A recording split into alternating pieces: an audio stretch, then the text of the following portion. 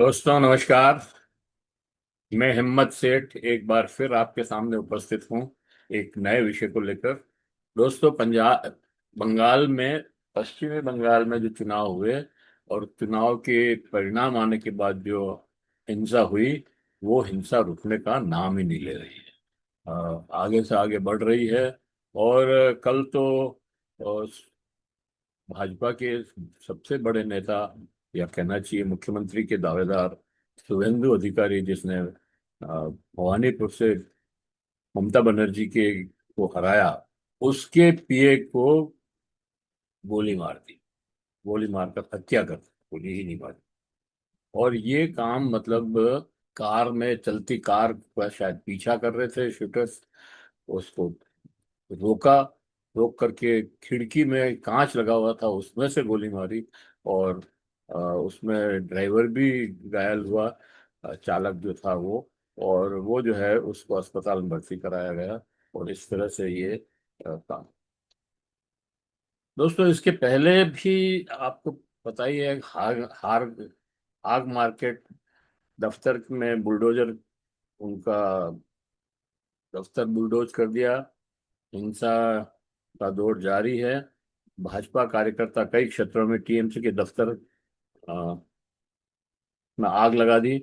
और हाग मार्केट के टीएमसी यूनियन के दफ्तर को बुलडोज कर दिया। कलकत्ता पुलिस मौन है बंगाल में मामला। दुकानें व ऑफिस तोड़ने या नहीं रहा। अब महापुरुषों की मूर्तियां भी जो है गिरानी शुरू कर दी है। मुर्शिदाबाद में लेनिन की मूर्ति को तोड़ा गया, उसको गिराई गई। ये तो समझ में आती है कि इससे मूर्ति को तोड़ने से ये बात समझ में आती है कि इनमें बुद्धि नाम की कोई चीज नहीं है। महात्मा गांधी और डॉक्टर अंबेडकर की मूर्तियां तो ये देश भर में तोड़ते रहे हैं। इसलिए कोई आश्चर्य नहीं होता है जब ये किसी मूर्ति को नुकसान पहुंचाते हैं। आश्चर्य तब होता है कि प्रशासन पूरा चुनाव आयोग के पास है। 2.5 लाख केंद्रीय सुरक्षा बल है। पुलिस, बंगाल का पुलिस बल जो है वो है ही उनके साथ। और फिर भी हिंसा की घटनाएं बढ़ रही है, रुक नहीं रही है। इसका मतलब क्या है? इसका मतलब क्या ये लगाया जाए कि ये सुरक्षा बल और पुलिस बल जो है वो इन हिंसाओं को बढ़ावा दे रहा है या उनको सहयोग कर रहा है? क्या है? कल रात भाजपा नेता शुभेंदु अधिकारी के निजी सचिव को गोली मार दी गई। गोली मारकर हत्या कर दी गई। चंद्रनाथ रथ को हमलावरों ने कार में बंद खिड़की से गोली मारी और फरार हो गए। हमले में चालक भी गिरफ्तार हुआ। घायल, वो घायल हो गया, गिरफ्तार क्या, सॉरी, जिस अस्पताल में भर्ती, उसे अस्पताल में भर्ती कराया। चुनावी हिंसा में टीएमसी कार्यकर्ताओं की भी मौत हो गई। 4 जनों की मौत हुई है। दो बताते हैं टीएमसी के हैं और दो अ, भाजपा के हैं। अल्पसंख्यक गांवों और शहरों में तेजी से ये फैल रही है हिंसा। आसनसोल में और कलकत्ता, वीरभूम, ये खास वो बने मुर्शिदाबाद केंद्र रहे। नादिया, हावड़ा, दक्षिणी 24 परगना, टालीगंज जैसे संवेदनशील इलाके में सबसे ज्यादा झुलसे लोग। सिलीगुड़ी में टीएमसी नेताओं के दफ्तर पर तोड़फोड़ की, वहां आग आगजनी हुई। इसका वीडियो भी वायरल हो रहा है। संदेश खाली इलाके में असामाजिक तत्वों ने फायरिंग की, जिससे पुलिस व केंद्रीय बल के अधिकारी व जवान जो है घायल हो गए। तमिलनाडु में, तो दोस्तों ये जो बंगाल की बात है। और बंगाल में एक बात ये जो कल हमने आपको बताई थी कि अ, ममता बनर्जी इस्तीफा नहीं देगी। अब वो इस्तीफा नहीं देगी तो कोई बात नहीं, उसको वो चाहती है कि मुझे बर्खास्त बर्खास्त किया जाए। और वो फिर सुप्रीम कोर्ट और अंतर्राष्ट्रीय कोर्ट में जाने की बात भी कर रही है। अब देखते हैं उसका क्या होता है। दूसरी बात मैं आपसे ये करना चाहता हूँ दोस्तों, तमिलनाडु की बात करना चाहता हूँ। और तमिलनाडु की बात करने के पहले, अगर आपने हमारे YouTube चैनल महावीर चिंता संदेश को सब्सक्राइब न किया है तो सब्सक्राइब कर ले। बेल आइकन दबाना न भूलें।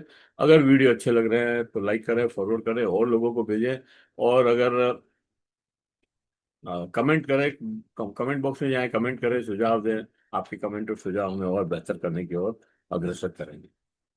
तो दोस्तों, तमिलनाडु में पेच फंस गया है। पेच फंस इसलिए गया कि जो वहाँ नई सरकार बनी, मतलब पार्टी उभर करके आई है, सबसे बड़ी पार्टी बन करके, टीवीके। टीवीके को 108 सीटें मिली है, जबकि बहुमत के लिए 118 सीटें चाहिए। कांग्रेस ने उसको समर्थन दिया है, 5 सीटें हैं कांग्रेस की, तो 108 में दो जगह से चुनाव लड़े हैं विजय, तो एक सीट वो खाली हो जाएगी, तो 107 ही रहे, और 107 रहे तो 5 ये मिलेंगे, तो 112 हो जाएंगे। अब 112 से सरकार नहीं बनती, और इसलिए जो है राज्यपाल जो है उनको नहीं बुला रहे हैं। पर ये राज्यपाल गलत कर रहे हैं। राज्यपाल का दायित्व है वो ये न देखें कि कौन सरकार बना रहा है या कौन बना सकता। उनको ये देखना है कि कौन सरकार बना सकता है। एक बात, दूसरी बात ये कि कौन सबसे बड़ी पार्टी है। जो भी सबसे बड़ी पार्टी है उसको पहले बुलाना पड़ेगा, और वो अगर असफल होते हैं चुनाव सरकार बनाने में, और अपना उनको टाइम देना पड़ेगा कि अपना बहुमत सिद्ध करें, चाहे 15 दिन दें, चाहे महीना दें, एक हफ्ता दें, ये अलग अलग राज्यपाल के विवेक पर निर्भर करता है। हालांकि 1 महीना उसके लिए रखा गया है, लेकिन अगर वो 1 महीने के अंदर या 15 दिन के अंदर या 7 दिन के अंदर जो भी समय देते हैं उसमें अपना वो नहीं कर पाए, बहुमत सिद्ध नहीं कर पाए, तब वो किसी दूसरे गठबंधन को या दूसरी पार्टी को बुला सकते हैं। लेकिन यहाँ पर भारतीय जनता पार्टी ये कोशिश कर रही है कि एडीएमके के साथ मिलकर के वो सरकार बना ले और विजय भी उसमें शामिल हो जाए। तो इस तरह की कोशिश चलती रहती है, इसमें कोई दो राय नहीं है, और होनी भी चाहिए। एक तो मजबूत सरकार बनाने के लिए सारे विकल्प तलाश करने चाहिए, लेकिन विजय को न बुलाकर पीएमके को भी 4 सीटें मिली है, और उनका समर्थन भी शायद विजय को मिल गया है। डीएमके को 59 सीटें, और डी एआईडीएमके को 47 सीटें मिली है। राज्यपाल को नियमानुसार सबसे बड़ी पार्टी को सरकार बनाने के लिए बुलाना चाहिए, और उसे पर्याप्त समय देना चाहिए अपना बहुमत सिद्ध करने के लिए। यहाँ मैं एक बात और कहना चाहता हूँ कांग्रेस के लिए, खास तौर से, कि कांग्रेस ने बहुत जल्दी कर दी अपना समर्थन देने में। उन्हें उनका डीएम के बहुत पुराना और साथी है, उनके साथ ही रहना चाहिए था और विपक्ष में की भूमिका निभानी चाहिए थी। उससे इंडिया गठबंधन मजबूत होता। अब पता नहीं ये टीवी के इंडिया गठबंधन में शामिल होंगे नहीं होंगे, होंगे तो क्या इनकी पोजीशन रहेगी। स्टालिन की एक पोजीशन थी। तो ये एक बात मेरे को इसमें कहनी थी। तो दोस्तों, ये वीडियो हम यहीं समाप्त करते हैं। आशा करते हैं कि आपको ये पसंद आया होगा। पसंद आया तो लाइक करें, फॉरवर्ड करें और लोगों को भी भेजें। और अगर कमेंट बॉक्स में जाएं, कमेंट लिखें, सुझाव दें। आपके कमेंट और सुझाव हमें और बेहतर करने की ओर अग्रसर करेंगे। जय हिंद, जय भारत। मिलते हैं।